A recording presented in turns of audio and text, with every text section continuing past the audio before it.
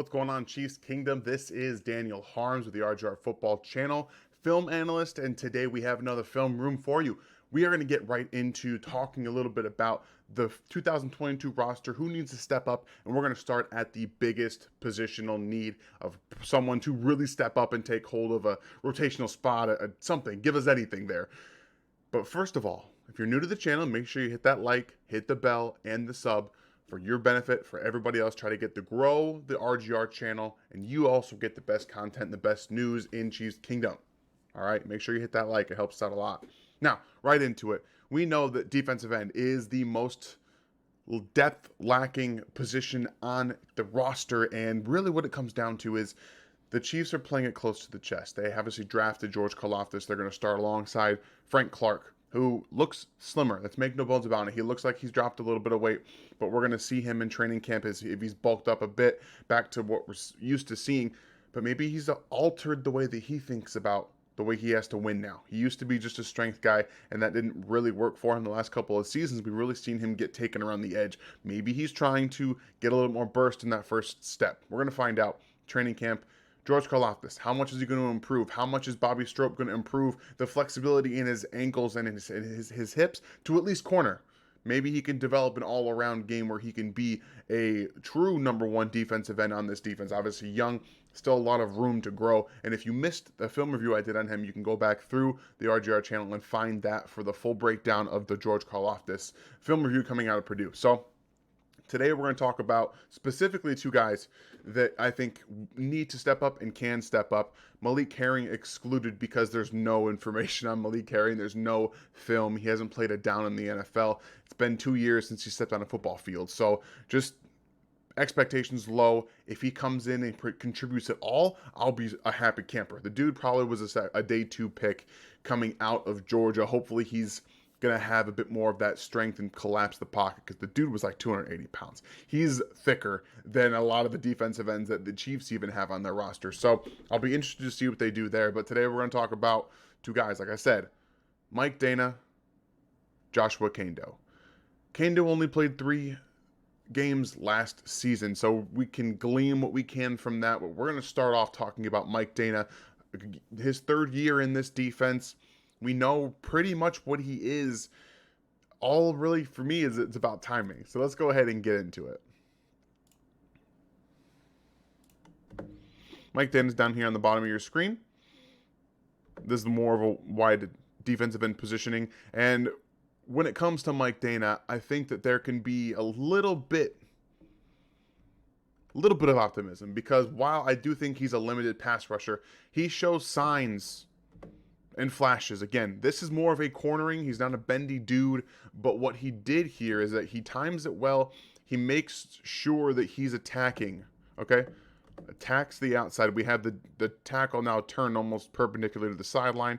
He takes his left arm, he stabs it in the chest, and then he kind of, I won't say bend, because it isn't. He uses a much more of a quick step with a slap, so he gets a little bit more outside. He uses his outside hand to slap away the hands, and it creates a little bit of separation for him.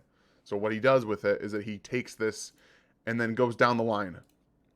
What you typically see for defensive ends that bend is they'll take their hips and they can bend downward while rotating they take their shoulder pads, they bend down while rotating at the hips to get around that area and really get to the quarterback. And what Dana does here is instead he just kind of goes with it. It's more of going down the line instead of using your entire body to bend. So that's why I call it cornering, because when you get to a specific spot before the tackle does, you can then change the angle of where you're attacking to the quarterback instead of bending. So I think that he's got a bit of a cornering technique to him. He just gets there after the ball comes in, but this gives you a little bit. This was in the playoff game against Pittsburgh, as we can see here. But again, a good job of using that outside hand. We have the Hamilton technique from the tackle, and Dana does a good job here of swiping away his other hands, because he's got both of them up.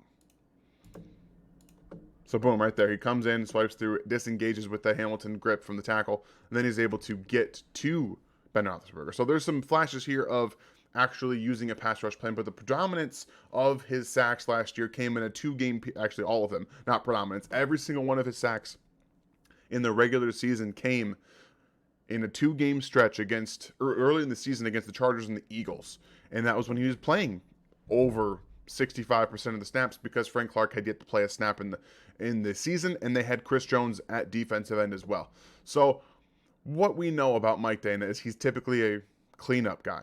Chris Jones does all the work here. He does most of the work, and now Dana benefits from it because he's getting chipped by he's getting chipped by the tight end, and Chris Jones does a great job once again of just winning because he's just that good, but forcing Hurts up inside the pocket, and then Dana gets basically a full sack because of Chris Jones' dominance everywhere he plays. Even though he wasn't a great defensive end, he still was able to put some work in and win and get some other guys some sacks. So we have pressure resulting in a sackle.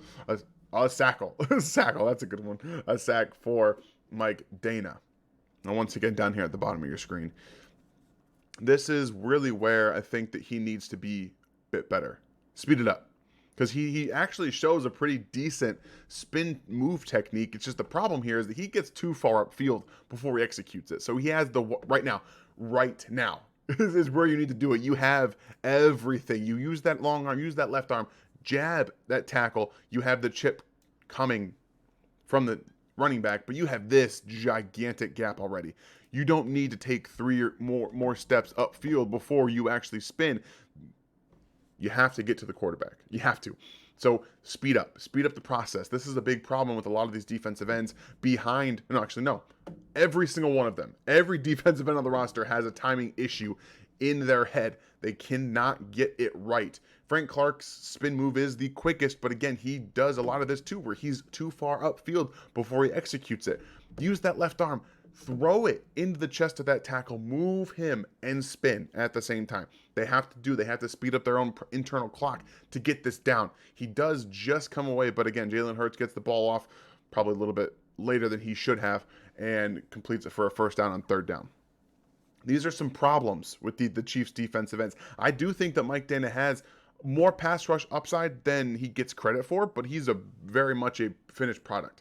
I don't think he's going to come into camp this year and just all of a sudden be better. This is not a bad move either. You're going to see he actually uses some good technique here. He takes his outside hand. Right there. He does. He leans into the tackle and then he swipes away the hands. He gets off it, engages. He just, from going from the swipe into the spin, it takes a hair too long. And that's the biggest problem is he's moving upfield. The best defensive ends in the NFL can do this all in one swift motion. So, and even not just the best ones, but Melvin Ingram last year could do it. So right here, it's just, you gotta go right into it. He gets a little bit too far upfield, and then from there, he could have had a sack on this play and forced them into a punting situation early. Didn't do it. So timing. It's the biggest part of his pass rush plan. We know Mike Dana is a good run defender. He's been a very good run defender since he came out of Michigan and seeing me before that. So that was the one thing that they really knew about him already. He comes in as a high floor effort guy from Michigan, playing more of the interior there, but that helps him as a run defender in the NFL. But we all know he's an effort cleanup guy. That's what he's been to this point. So he has to use those techniques that he actually has. I think he has multiple moves in his arsenal that he can use to really display some actual technique and ability. Again, a little bit more of a bull rush here, but he gets outside, gets hooked by that tackle, and then he's make an effort play. Ben Roethlisberger doesn't get the ball out because he's old and slow, and he can't really process like he used to be able to. That's why he retired. So Dana, again, usually a cleanup sack guy, but he's going to have to be a huge, big contributor in this defense going forward. We know that the secondary, the first 2 guys, Frank Clark and George Karlaftis, are going to play the majority of the snaps. That's going to happen. But depth-wise, you need somebody to come off the bench to give those guys reps and give those guys some rest to be able to produce. You have to produce. So that brings us to our next guy that I think can actually have a very good season if he's healthy and a actual part of the rotation. Joshua Kendo appeared, like I said, in 3 games last year, playing roughly 40% of the snaps in each game, and that equals out to about 25 snaps a game. And he made a lot of them work, specifically against the Chargers. Rashawn Slater, multiple times, he beat him in not just against the run, but he does a very good job in the the pass rush department too, which is something I didn't expect. Coming out, he didn't have that pass rush plan. He didn't have that technique-based game where he could consistently win. And it does flash every now and then, but again, learning is a big part of the process. So he's down here at the bottom of the screen. This is about his run defense, taking on a puller down the line. I think that's the right guy. No, it was the guard. My bad. So the guard's coming. Shoulder in. Boom. Take on. Make sure that running back can't get outside. So he can't get outside because you can disengage and go get him, okay? Austin Eckler is a good running back. He's not the fastest in the world. He's not the fastest at reacceleration. So if you make him move outside, you have a much better chance of getting there. Joshua Kendo does a good job. This this guard does not push him out of the way. See, he's right here. This is a very small gap. You have multiple people that can come clean up. Colin Saunders, Willie Gay come meet him, Jerron Reed that got pushed out of the gap there and initially comes back around, helps make the tackle. But strength is apparent. He does a good job of taking on that block from the guard, and then really is the biggest reason that they were able to get a short gain on that play. So there is some real run defense upside with Joshua Kendo. His strength is pretty apparent in my opinion. The technique, very good, locating the running back. Well, that was actually Larry Roundtree. My bad, that wasn't Eckler, but that's even better. Roundtree is a much slower running back than Austin Eckler. So you're able to see a little bit of that strength and technique taking on a block, specifically taking on that puller from Joshua Kendo. And right here, boom, look how fast he wins. Look at it. It's a beautiful thing. And I am a very big fan of Rashawn Slater. He was the best tackle, even technically sound and technically so ahead of Penny Sewell when they came out. He was a better technical tackle. He just wasn't the longest arm guy in the world. He wasn't the strongest guy in the world. But technique-wise, he was good. Look at him. He just beats him. It's straight win. But obviously the ball comes out quick. So you don't get to see the win. But he does. Joshua Kendo has some speed to his game right here. Boom, look at the swipe. Around. Timed it very well as Slater's trying to get his hands inside. And Kendo says, no, I'm just going to swipe you around. I'm going to go around. So this is some technique. There is some burst here. There's some traits. This is one of the reasons the Chiefs drafted him 2 years ago now. Because there's traits. There's upside. There's something there with Joshua Kendo. There's something there. But the biggest problem that Mike didn't have is the speed up, okay? Speed it up. Speed it up. Speed it up. Get to that second move. Get to that third move. You have to be able to move, go around, use your pass rush plan, execute it, be able to counter off of it. He takes way too long to get to the rip underneath. Boom. He has the arm extension. He just stops. He gets stuck, and then he finally rips through. But again, you have to find the counters. You have to find the spin move somewhere. You have to be able to extend that around. If you're going to go the outside, you have to have an inside counter. You have to. Develop it. Make it consistent. Get through it. Both of them need some speed up in the pass rush game. Now you have Kendo down here at the bottom of your screen again. Pretty good. It's a pretty good outside-inside technique from Joshua Kendo once again.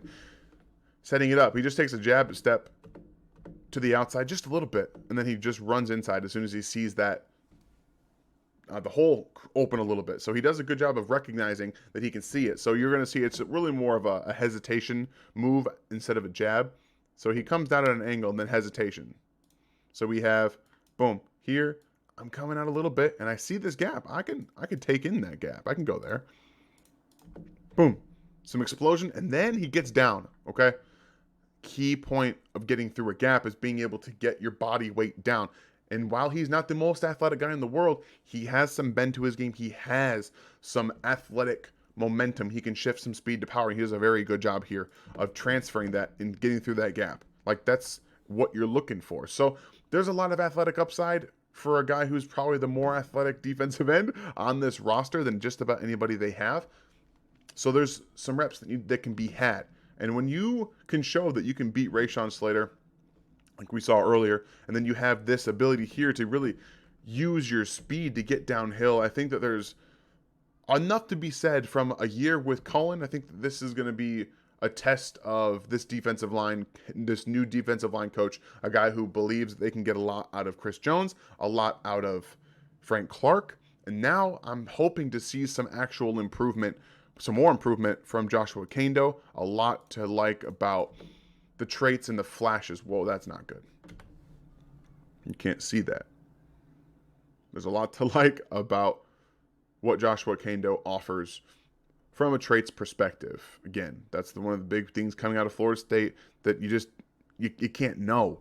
And while you flash, you have to be able to develop. And I'm hoping that Cohen can get him in and they really help develop that game. Because again, he's got some good instincts too. It's not like it's a bad way to go about it. So there's just two guys that I really think can help this Chiefs defensive front be true depth pieces, take a step forward, just speed up a little bit. If Mike Dana and Joshua Kano can speed up their clocks a little bit, use their counters, and start to really incorporate their pass rush plan at just a tick higher level, they can actually be productive players. So what I want from you guys, really, who do you think is going to be the most impactful non-defensive end starter? It could even be somebody that's not on the roster at this point. Could be a practice squad guy.